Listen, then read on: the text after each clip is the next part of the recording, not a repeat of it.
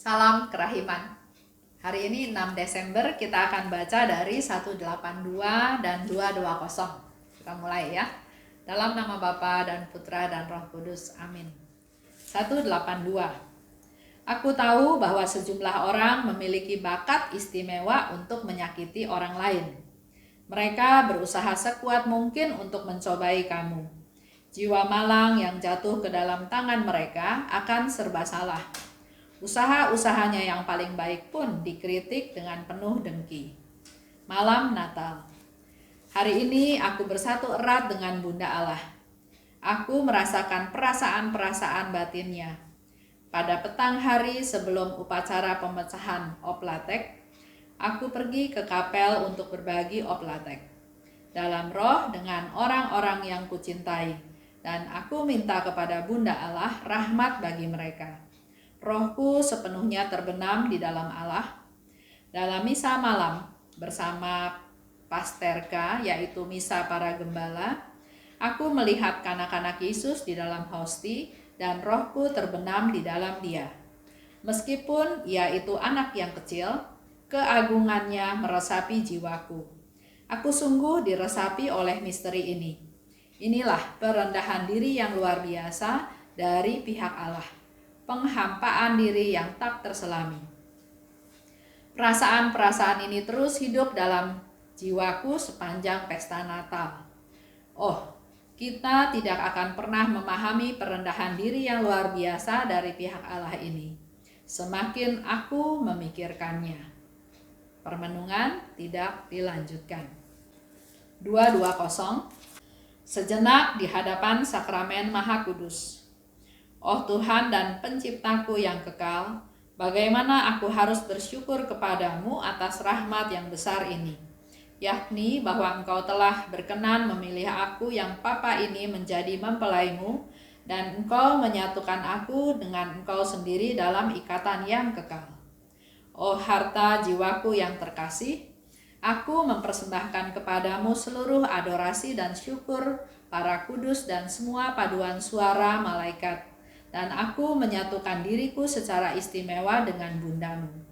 Oh Maria, bundaku, dengan rendah hati aku memohon kepadamu, selubungilah jiwaku dengan mantel keperawananmu pada saat yang sangat penting dalam hidupku ini, supaya dengan demikian aku boleh lebih diperkenankan oleh hati putramu dan pantas memuji kerahiman putramu di hadapan seluruh dunia dan sepanjang kekekalan.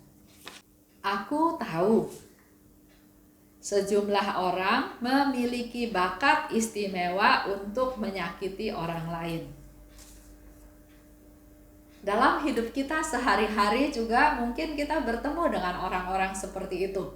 Bahkan mungkin tanpa kita sadari, kita juga punya bakat untuk menyakiti orang lain. Ayo kita sadar ya.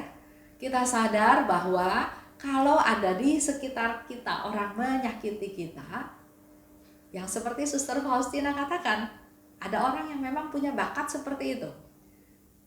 Jangan aja kita yang punya bakat seperti itu.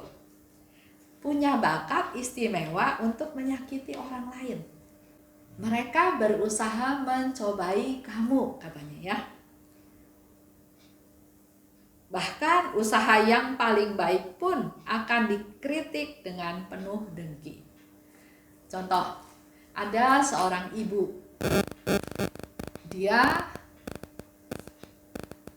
melakukan kesalahan. Dia sadar bahwa dia salah dan dia mau minta maaf. Tapi orang yang berkaitan tersebut enggak menganggap ini sesuatu yang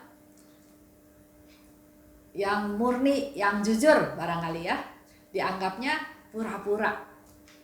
Dianggapnya cuma mau show seolah-olah rendah hati, padahal enggak, katanya gitu ya. Ada bakat orang-orang menyakiti orang lain. Jadi kalau kita bertemu dengan orang yang menyakiti hati kita nggak usah kecewa, kita nggak usah kesel, karena memang ada orang yang berbakat seperti itu. Kita jangan peduli sama dia, tapi andalkan Tuhan, mengandalkan Tuhan, mencari Tuhan, mencari kekuatan perlindungan dari Tuhan. Jadi saya katakan kepada ibu tersebut, kalau kamu sadar kamu salah, ya kamu berusaha minta maaf. Kalau orang yang dimintain maaf nggak mau tahu, nggak mau dengar, ya sudah, kita juga nggak bisa paksa dia ya. Yang penting sudah ada niat dari kita untuk meminta maaf. Mungkin dengan telepon, mungkin dengan datang. Kalau sekarang mungkin pandemi ya, nggak mungkin datang. Mungkin dengan telepon atau dengan memberikan SMS atau WhatsApp mengatakan bahwa mungkin ada kesalahpahaman. Kalau dia tersinggung, minta maaf. Kalau bisa ketemu atau diklarifikasi. Tapi kalau dia nggak mau, kita nggak bisa paksa. Nggak bisa paksa orang itu harus mendengarkan penjelasan kita. Bahkan kalau Suster Faustina katakan, walaupun saya dicurigai, walaupun saya disalahpahami, saya nggak berusaha menjelaskan. Saya meminta maaf. Dan biar mudah yang mencari klarifikasi tersebut. Tapi saya, Suster Faustina katakan, dia nggak membela diri. Jadi langkah terutamanya adalah bahwa saya sadar, kalau saya salah, ya saya minta maaf. Karena setiap manusia itu berdosa, bersalah, nggak mungkin suci, nggak pernah salah. Yang diperlukan di sini adalah sadar bahwa saya bersalah, saya minta maaf dan tidak melakukan lagi. Itu yang paling penting. Lanjut ya. Malam Natal. Bersatu erat dengan Bunda Allah. Sebelumnya pergi ke kapel untuk berbagi oplatek. Oplatek itu yang saya sudah jelaskan, satu makanan penganan yang dibuat dari tepung gandum dan air dan dibagi-bagikan menjelang Natal. Jadi sebelum pergi ke kapel untuk berbagi oplatek dengan orang-orang yang kucintai, Suster Faustina minta kepada Bunda Maria supaya Bunda Maria juga memberkati, berdoa untuk mereka. Di dalam misa, aku melihat kanak-kanak Yesus dalam hosti. Rohku terbenam di dalam dia. Di situ Suster Faustina katakan, inilah perendahan diri yang luar biasa dari pihak Allah. Kanak-kanak Yesus di dalam hosti. Hosti itu nanti dipecah-pecah, dibagi-bagi dan dimakan oleh imam. Itulah penghampaan diri yang tidak terselami.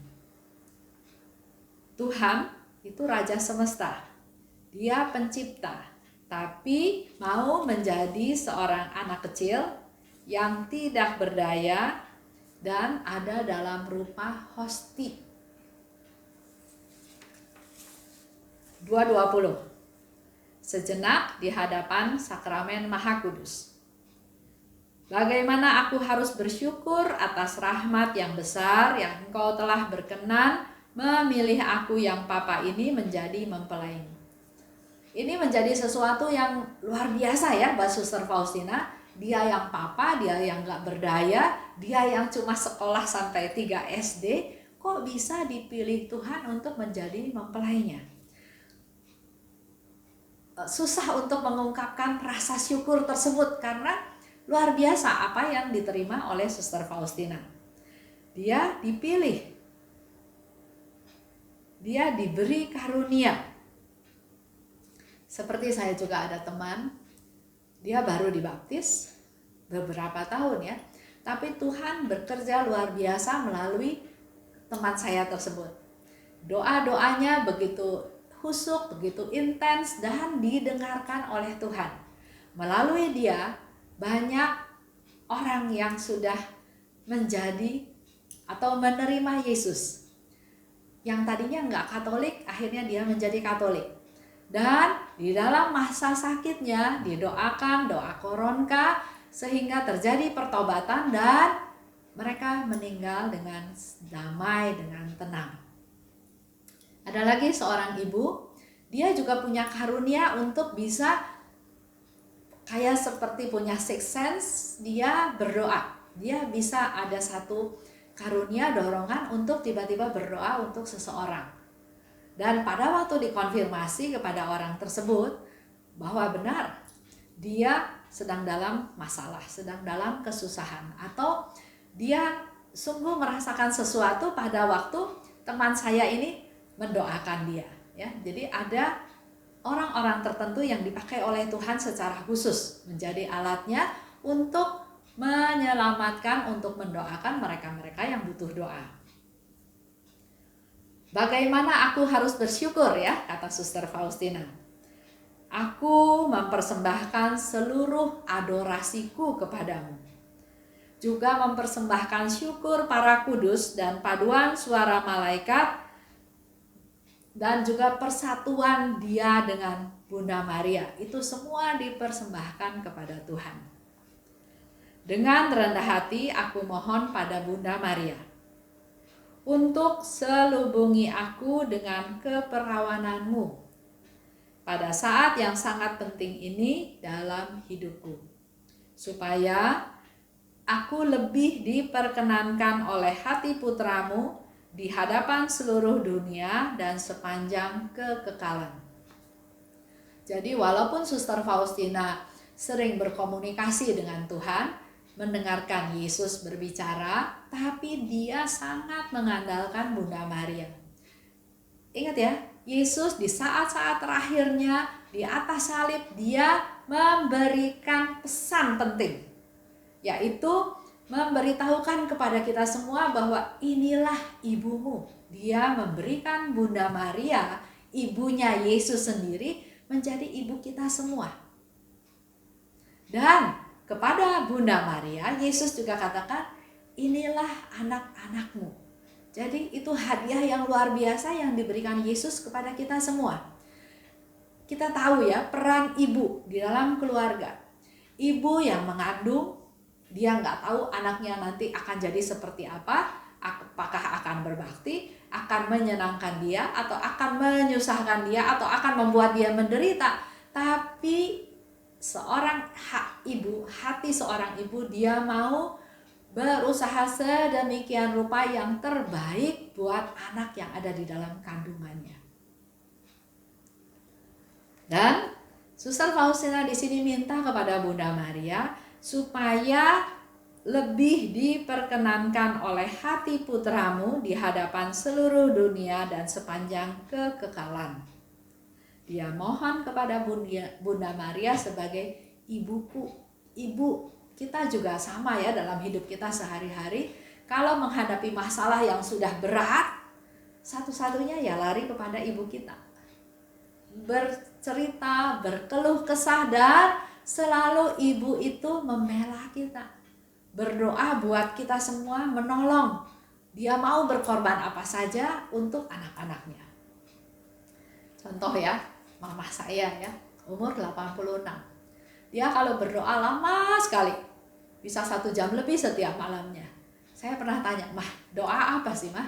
Mama bilang dia berdoa buat semua orang. Buat anak-anaknya ya, anaknya ada 6. Buat anak, buat mantu, buat cucu. Disebutin satu-satu, tempatnya juga disebutin di mana, bahkan untuk cicitnya.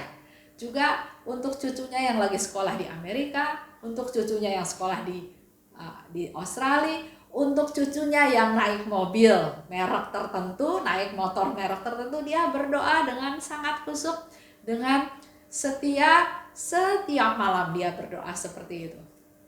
Luar biasa ya. Dia berdoa untuk kesehatan, untuk perlindungan, untuk kesuksesan, untuk rahmat-rahmat Tuhan yang dibutuhkan. Jadi sebetulnya kita pun bisa meneladan Suster Faustina.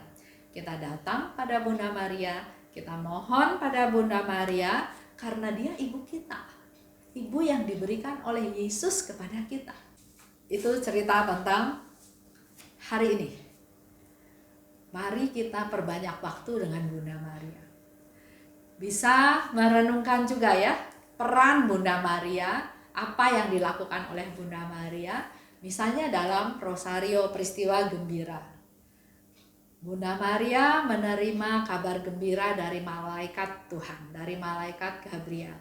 Apa yang dilakukan oleh Bunda Maria setelah mendengar kabar gembira tersebut? Dan yang kedua, Bunda Maria pergi mengunjungi Elizabeth, saudaranya yang sedang hamil tua. Dia pun sedang hamil, tapi dia pergi, datang, berkunjung, bertemu, menghibur, bahkan membantu, karena Elizabeth juga sudah tua ya, mengandung di masa tua. Yang ketiga, Yesus lahir di Bethlehem. Apa yang dilakukan oleh Bunda Maria sebagai ibu Yesus? Dia melahirkan di palungan. Kita ingin melahirkan anak di tempat yang spesial, yang istimewa ya, berikan yang terbaik. Tapi Bunda Maria cuma bisa ditampung di kandang karena penginapan udah penuh. Dan di masa kecilnya Yesus, dia masih harus mengungsi ke Mesir karena Herodes mau membunuh bayi-bayi yang lahir. Memelihara, menjaga Yesus di negeri orang, itu juga ada perjuangan yang harus dilakukan oleh Bunda Maria. Peristiwa yang keempat, Bunda Maria taat pada aturan membawa Yesus, mempersembahkan Yesus ke Bait Allah sebagai anak sulung, dipersembahkan di Bait Allah. Dan yang kelima, Yesus diketemukan di Bait Allah. Dicari-cari nggak ada, akhirnya Bunda Maria dan Yosef menemukan Yesus di Bait Allah. Kita bisa menggali dari peristiwa tersebut peran dari Bunda Maria. Begitu pula dengan peristiwa-peristiwa lain. Itu aja sedikit masukan dari saya. Mari kita sama-sama perdalam relasi kita dengan Bunda Maria. Karena Bunda Maria adalah ibu yang diberikan kepada kita semua. Mari kita tutup dengan doa.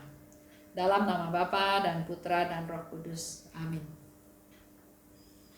Allah Bapa yang Maha Baik, terima kasih atas rahmat-Mu, atas berkat-Mu yang Kau berikan kepada kami, juga atas apa yang dikatakan oleh Suster Faustina. Ada orang-orang yang punya bakat menyakiti orang lain. Pada saat kami mengalami hal tersebut, ya Bapa, kuatkan kami. Berilah kami kemampuan untuk mengampuni dia, untuk tidak membalas, untuk bahkan berdoa untuk orang-orang yang menyakiti kami. Dan sekaligus sadarkan kami Tuhan, ingatkan kami, tegur kami Tuhan, untuk supaya kami juga jangan menjadi orang yang bisa menyakiti orang lain. Bunda Maria, Bunda kami semua, kami juga mohon rahmat-Mu Bunda, berkati kami, doakan kami, agar semakin hari kami hidup semakin berkenan kepada Tuhan, berkenan kepada Putra-Mu, Tuhan kami Yesus Kristus. Amin. Dalam nama Bapa dan Putra dan Roh Kudus. Amin. Salam kerahiman.